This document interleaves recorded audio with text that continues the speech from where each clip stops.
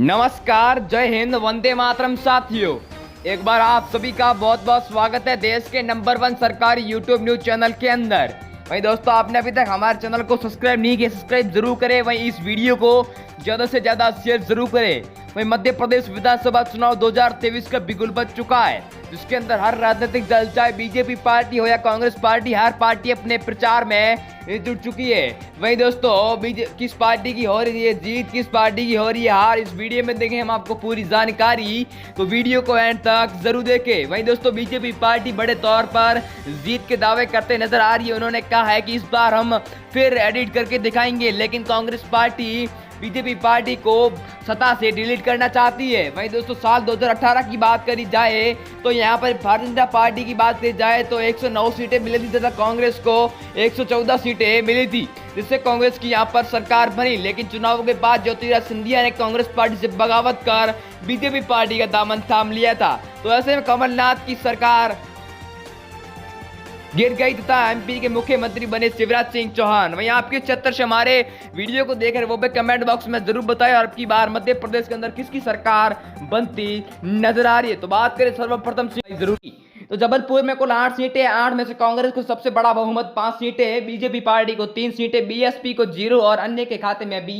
0 सीटें जाती नजर आ रही है। बात की जाए बालाघाट की कुल 6 सीटों पर, तो यहाँ पर बीजेपी पार्टी को तगड़ा झटका लगता नजर आ रहा है, क्योंकि कांग्रेस पार्टी को यहाँ पर 3 सीटें और बीजेपी पार्टी को 2 सीटें हासिल होती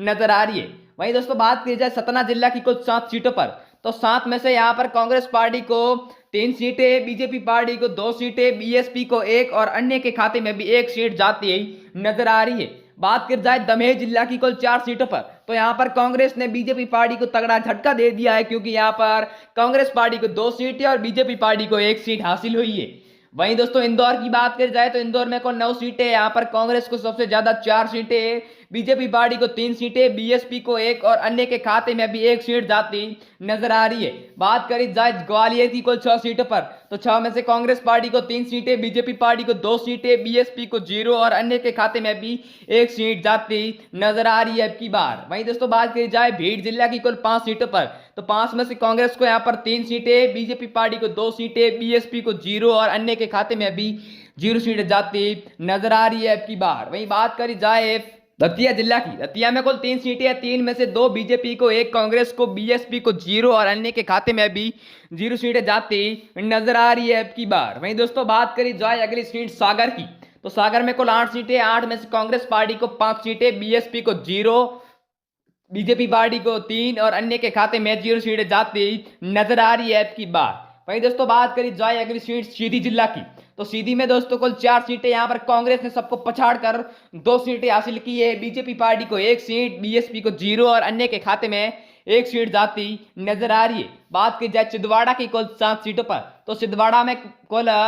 7 सीटें और कांग्रेस को यहाँ पर 4 सीटें, बीजेपी पार्टी को 2 सीटें, बीएसपी को 1 और अन्य के खाते में 1 सीट जाती नजर आ रही है। छतरपुर की कुल 6 सीटों पर बात करी जाए तो यहाँ पर कांग्रेस को 4 सीटें, बीजेपी पार्टी को 2 सीटें, बीएसपी को 0 और अन्य के खाते में भी 0 सीटें जाती नजर आ रही है ओपिनियन पोल के अनुसार। वहीं बात करी जाए रीवा जिला की कुल 8 सीटों पर, तो 8 में से बीजेपी पार्टी को 4 सीटें, कांग्रेस पार्टी को 3 सीटें, बीएसपी को 0 और अन्य के खाते में 1 सीट जाती नजर आ रही है अब की बार। वहीं दोस्तों, बात करी जाए अगली सीट सिवनी जिला की कुल 4 सीटों पर, तो यहाँ पर दोनों को समांतर सीटों का आकलन होता हुआ दिखाई दे रहा है, यानी बीजेपी पार्टी को 2 सीटें और कांग्रेस पार्टी को भी 2 सीटों का आकलन होता हुआ दिखाई दे रहा है अब की बार। वहीं बात करी जाए भोपाल की कुल 7 सीटों पर, तो 7 में से बीजेपी को यहाँ पर 4 सीटें, कांग्रेस पार्टी को 2, बीएसपी को 0 और अदर के खाते में 1 सीट जाती नजर आ रही है अब की बार।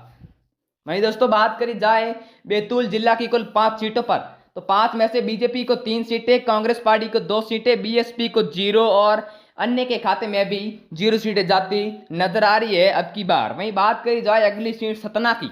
सतना में कुल 7 सीटें, 7 में से कांग्रेस पार्टी को 3 सीटें, बीजेपी पार्टी को 2 सीटें, बीएसपी को 1 और अन्य के खाते में भी 1 सीट जाती नजर आ रही है अब की बार। वहीं फिर बात करी जाए दमोह की कुल 4 सीटों पर, तो 4 में से कांग्रेस को यहाँ पर 2 सीटें, बीजेपी को 1 सीट, बीएसपी को भी 1 और अन्य के खाते में भी 1 सीट जाती नजर आ रही है अब की बार। वहीं बात करी जाए अगली सीट शिवपुरी की। तो शिवपुरी में दोस्तों कुल 5 सीटें हैं, 5 में से दोनों को समांतर सीटों का आकलन होता हुआ दिखाई दे रहा है, यानी बीजेपी पार्टी को 2 सीटें और कांग्रेस पार्टी को भी 2 सीटें हासिल हुई है। वहीं दोस्तों इस वीडियो में इतना ही, मिलते हैं अगले वीडियो में, तब तक के लिए जय हिंद, वंदे मातरम। मैं आप